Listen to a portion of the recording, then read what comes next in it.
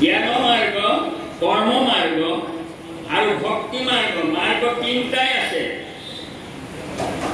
ভাৰতবৰ্ষত মাৰ্গ তিনিটাই ধৰ্ম কৰা, পথ তিনিটাই, এটা জ্ঞান মাৰ্গ, এটা কৰ্ম মাৰ্গ, এটা ভক্তি মাৰ্গ। জ্ঞান মাৰ্গটো 4 শ্ৰেণী পঢ়িব লাগে। মই 1000 বাৰ বুজাই আছো এই কথাটো।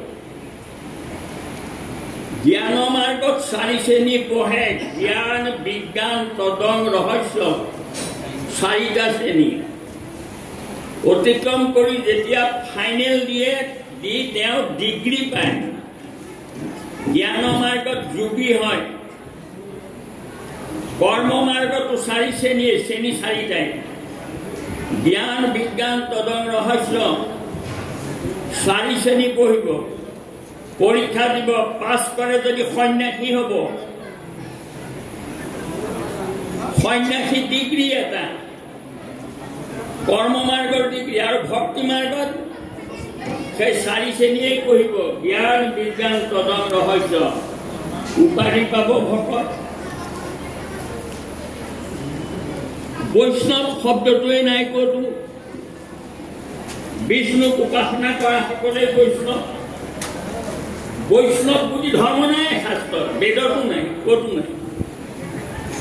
ভাগৱত ধৰ্ম বুলি আছে, ভাগৱত।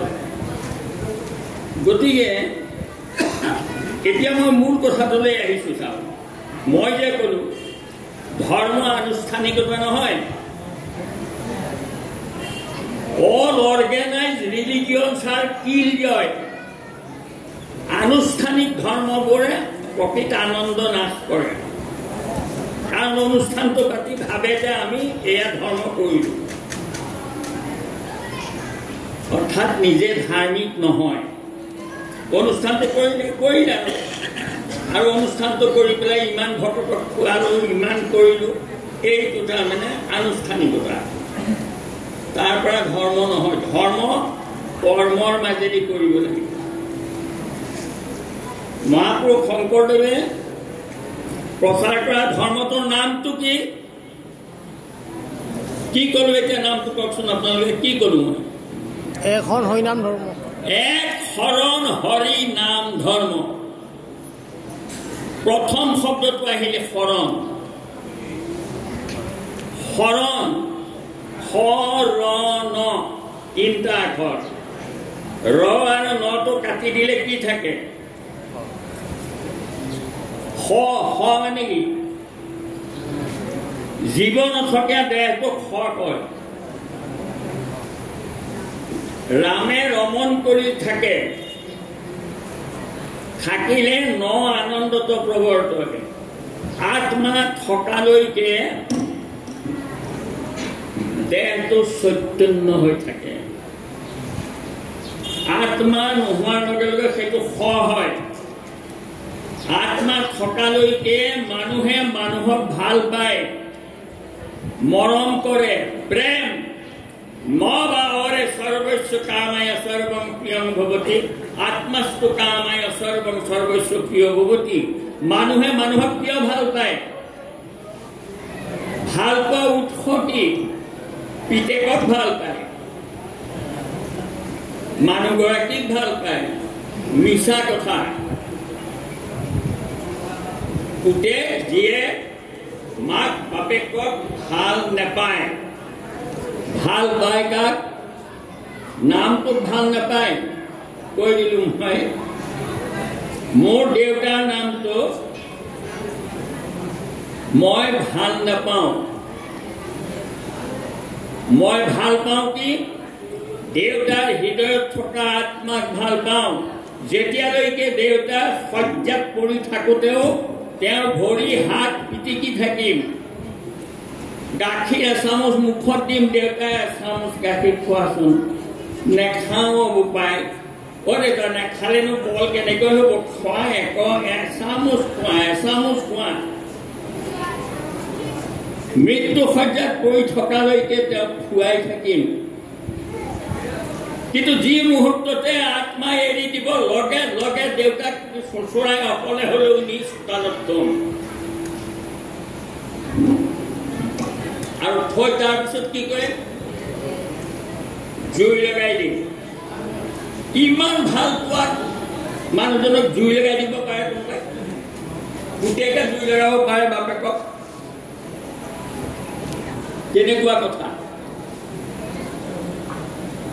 আৰু সেই দেউতাকৰ চেহেৰাটো যদি কেতিয়াবা সপোনত দেখে ভয় কৰে দেউতাই মোক নিবলৈ আহিছে নেকি বুলি ভাবিব তেতিয়াহ'লে আচলতে কি ভাল পাইছিলে যেতিয়া আত্মা থাকে তেতিয়ালৈকে প্ৰেম কৰে আৰু আত্মা ওলাই যোৱাৰ পিছত সেইটো হয় আৰু আত্মা নাই মানে প্ৰেম নাই তাত কাৰণ সেইটো গেলি গুচি যাব গোন্ধাব সেইকাৰণে কোনোবাই জুই লগাই দিয়ে কোনোবাই পুতি থয় আৰু কোনোবাই পেলাই দিয়ে পেলাই দিলে 20টা পলু চাই তাৰমানে দেহৰ গতি 3টাই 20টা পলু চাই যদি পেলাই দিয়ে শিয়াল শগুনে খাব পেটত 20টা হ'বগৈ দেহটো আৰু পলু যদি কোনোবাই পুতি থয় তাতে পলু হৈ পেলাই শেষ হৈ যাব আৰু কোনোবাই জুই লগাই দিব চাই হ'ব এই 3টাই দেহৰ গতি আমি দেহৰ কাৰণে ধৰ্ম কৰিব নালাগে ধৰ্ম কৰিব লাগে আত্মাৰ গতিৰ কাৰণে গতিকে এতিয়া মই ক'লো যে আমাৰ ধৰ্মটো কি আনুষ্ঠানিকতা ধৰ্ম নহয়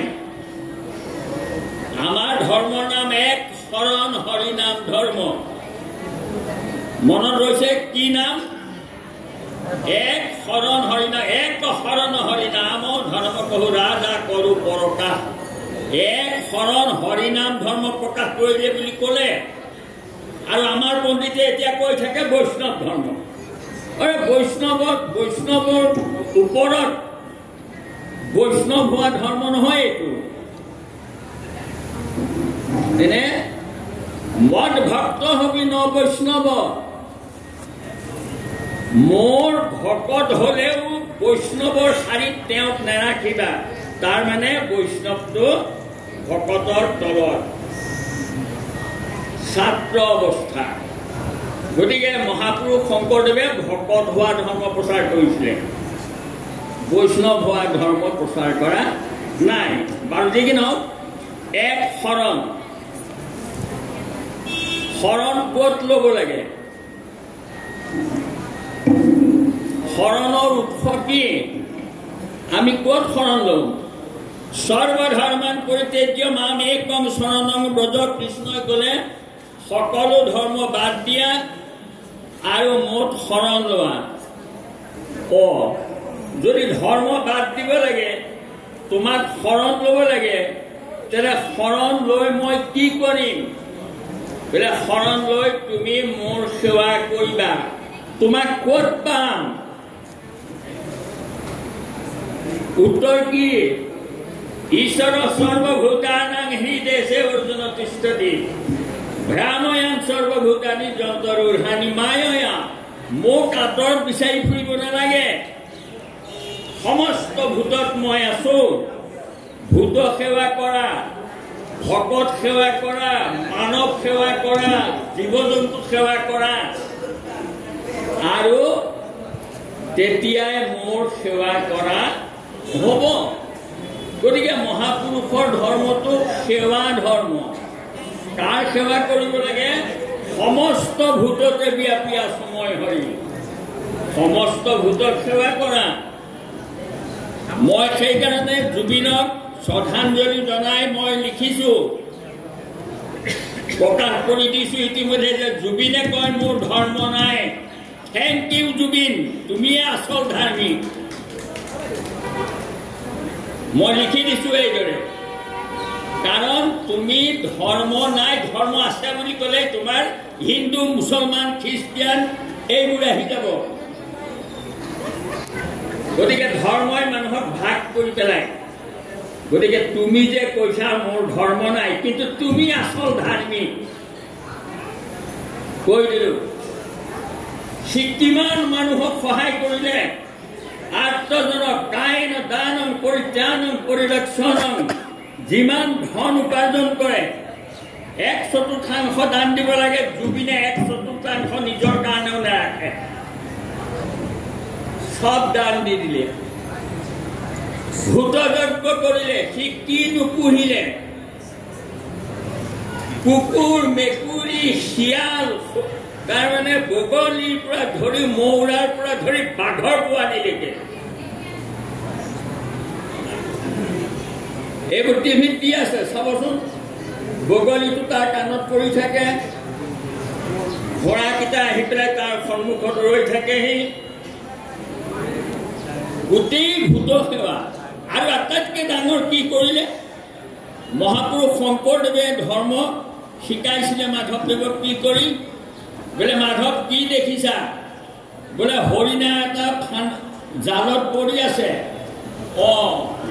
হয় নেকি? তেনে এটা কাম কৰা, এই কি 1/4 অনা, মানে 1 তোলা 4 অনা সোণ। সেই সময়ত হৰিণাটোৰ দাম। এই যে ব্যাসটোৱে ফান্দ পাতিছে, সি মাংস বেচিব, তাৰ উপাৰ্জনটো নাইকিয়া কৰি দিম, হৰিণাটো মেলি দিলে। এইটো ভূত দয়া কৰা, আৰু তাকো দয়া কৰা, সেইটোও ভূত। তাৰ পৰিয়াল পুহিবলৈ পইচা লাগে, গতিকে 1/4 অনা তাত থৈ দিয়া। থোৱাই দিলে। আকৌ দেখিলে এটা মৌৰা ফান্দত পৰি আছে। বহাটোক ক'লে মাধৱ বা পিপাল গুৰু, এই এমহা 4 অনা সোণ, তাৰমানে তেতিয়া সোণৰ মুদ্ৰা, এমহা সোণ তাত থৈ দিয়া, তাক ফান্দৰ পৰা মেলি দিয়া। ভূত দয়া। আৰু সেই ফান্দ পতাটোৱেও এমহা সোণ পালে, দুয়োটাকে ৰক্ষা কৰিলে। আৰু জুবিনে কি কৰিছিলে? বেপাৰীয়ে জীয়াই জীয়াই বেচিবলৈ নিয়া মাছবোৰ, কাছবোৰ, চৰাইবোৰ সব কিনি লৈ 40,000 টকাত কিনিছে এদিন। আৰু কিনি পেলাই সেইবোৰ মেলি মেলি দিছে। এয়া কম ধাৰ্মিক মানুহেতো। মই সেইকাৰণে লিখিছো, তোমাৰ ধৰ্ম নাই, কিন্তু তুমি আচল ধাৰ্মিক। আচল ধৰ্ম তুমি কৰিলা। তোমাৰ জাত নাই, থেংক ইউ। হয়, তোমাৰ জাত নাই, তাৰ প্ৰমাণ তুমি কৰিব নালাগে।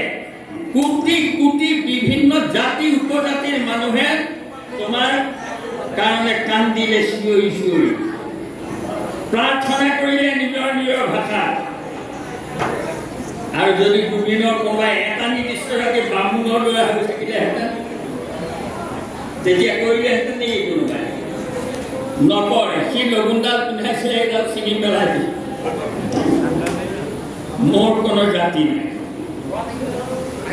এইবোৰ তাৰমানে সঁচা কথা। সেইকাৰণে আপোনালোকে টিভিত নিশ্চয় দেখিছে, ইমান মানে হাজাৰ হাজাৰ মানুহে যাৰ কাৰণে কান্দিছে। সেইটো ধাৰ্মিক নহয় জানো? মানুহক ইমান ভাল লগাইছিলে, প্ৰেম কৰিছিলে মানুহক, সেইকাৰণে মানুহে তাক প্ৰেম কৰে। পাতে কি নহয়, কৰ্মৰে। মই এই কথাখিনি তাৰ হেৰিয়াত মই লিখি দিছো যে তুমি কৰ্মৰে কৰিলা ধৰ্ম। আৰু আমাৰ শংকৰদেৱে প্ৰচাৰ কৰিছিলে কৰ্মৰে ধৰ্ম কৰিবলৈ। অৰ্জুনক এক শৰণ যেতিয়া কয়, এক শৰণৰ সংজ্ঞা হ'ল কি? সমস্ত ভূততে ব্যাপী আশ্ৰময় হৈ সকলোকে মৰম কৰিবা, প্ৰেম কৰিবা, দান দিবা। এইটোৱেই এক শৰণ ধৰ্ম। আৰু সেই ধৰ্মটোৱে কি? ধৰ্মবোৰৰ ভিতৰত ৰাজা ধৰ্ম। যে কি নহওক, এতিয়া আমাৰ ভকতৰ ঘৰলৈ যাবলৈ হ'ল, সময় হ'ল। আৰু বিশেষ কথা মই নকওঁ, মুঠতে ইমানেই কৈছোঁ, আপোনালোকে গুৰুজনৰ ধৰ্মটোৰ নামটো অন্তত ভালকৈ জানক। কোনোবাই ক'লেও সেই কথাটো যদি কোনোবাই কয় হিন্দু ধৰ্ম, ক'ত আছে হিন্দু বুলি ধৰ্ম? কোনখন বেদত আছে? কোনখন শাস্ত্ৰত আছে? হিন্দু ধৰ্ম নেকি এটা? হিন্দু বুলি ধৰ্মই নাই। গতিকে তেওঁলোকে কয় আমি ভাৰতীয়। আৰে ভাৰতীয় বোলে আমি হিন্দু ধৰ্মৰ মানুহ। ধৰ্মটো হিন্দু নামকৰণটো কোনে কৰিলে? ইংৰাজৰ নাম ইংৰাজীও নকয়।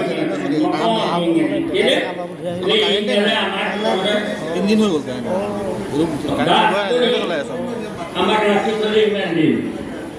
গতিকে বোলে ইংৰাজী আপুনি নকয় বোলে নকওঁ। কেলে নকয়? যে ইংৰাজীয়ে আমাক তাৰমানে শাসন কৰিলে ইমান দিন এনেকুৱা কৰিলে। ঠিক আছে, ঠিকে আছে।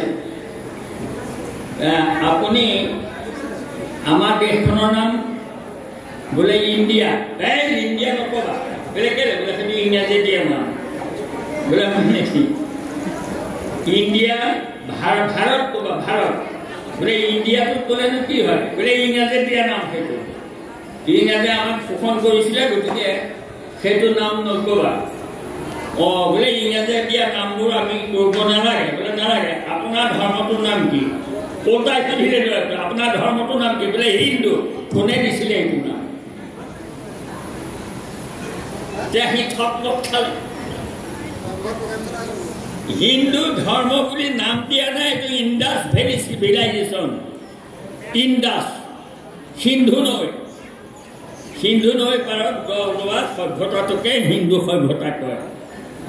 গতিকে তেতিয়া ল'ৰাটোৱে উত্তাই সুধি দিলে যে আপুনি কোৱা হিন্দু ধৰ্মটোৰ নামটো কোনে দিছিলে? বোলে ইংৰাজে। তেতিয়াহ'লে এই নামটো বাদ দিয়ক। আমি হিন্দু নামটো বাদ দি দিয়ক, ইংৰাজী দিয়া সেইটো। গতিকে কথাবোৰ তেনেকুৱা। যে কি নহওক, ময়ো কওঁ এইটো কথা, হিন্দু বুলি কোনো ধৰ্ম নাই। আৰু হিন্দু ধৰ্ম বুলি যদি এটা ক'বলৈ যায়, খিচিৰি এসোপা ধৰ্ম দেই। দেৱী পূজাও কৰিব পাৰে, ভূমি পূজাও কৰিব পাৰে, কিবা কিবি চব পূজা। 33 কোটি দেৱতাৰ পূজা যদি আছে, এওঁলোকে কৈ লোৱা হিন্দু ধৰ্মটোতে আছে। গতিকে এইবোৰ ধৰ্ম মহাপুৰুষ শংকৰদেৱে প্ৰচাৰ কৰা নাই। শংকৰদেৱে প্ৰচাৰ কৰা ধৰ্মটো মানৱ ধৰ্ম, মানুহৰ সেৱা। মানুহেই নহয়, সমস্ত ভূতৰ সেৱা কৰা ধৰ্মটো শংকৰদেৱে প্ৰচাৰ কৰিছিলে। কোনোবা মন্দিৰত গৈ পেলাই পূজা কৰাটো মহাপুৰুষে প্ৰচাৰ কৰা নাই। সেইটো আনুষ্ঠানিকতা ধৰ্ম। সেই মানুহবোৰ অহংকাৰী হয়। মই ইমান টকা দি মন্দিৰ বনাই দিলোঁ, তাৰ ধৰ্ম শেষ। মই ইমান টকা দি দ্ৰব্য কিনি পেলাই ইমানটা বলি দিয়া মোৰ, সেইটো ধৰ্ম শেষ তাৰ। এই নেপালৰ ৰজাটো যে আছিলে, সেই ৰজাটোৱে আমাৰ কামাখ্যাত আহি পেলাই হেৰিয়াৰ পৰা আনি পেলাই 2টা মহ বলি দিয়ালে। মা কামাখ্যাক বলি দিলে, তেজ দিলে সি মহৰ। আৰু সেই বছৰে তাক ৰজা ভাঙি পেলাই দিলে। আৰু আমাৰ বিৰাজ মানে কোন? এইটো আমাৰ বন মন্ত্ৰী আছিলে, এজিপিৰ। সি বন মন্ত্ৰী থাকোঁতে কাজিৰঙাৰ পৰা মহ পোৱালি এটা আনি পেলাই বলি দিয়ালে। সেই বছৰে এজিপি শেষ।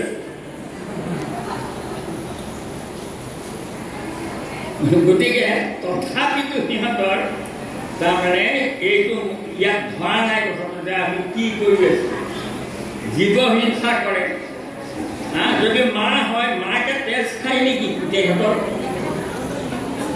এইটো কথা হ'লে, এইটো ধৰ্ম হ'লনে? গতিকে মাতা কি খাদতি সুতম, এই বুলি তাৰমানে পণ্ডিতে প্ৰশ্ন কৰিছিলে। বোলে মা কা? বোলে জগতৰ মা, সকলো জীৱ জন্তুৰ মা। বোলে মা। মাতা কি খাদতি সুতম?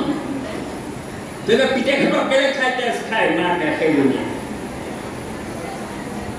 যদি জীৱ জন্তুৰ মাতৃ হয় তেওঁ, বা যি কি নহওক, মহাপুৰুষ শংকৰদেৱে এইবোৰ ধৰ্ম প্ৰচাৰ কৰা নাই।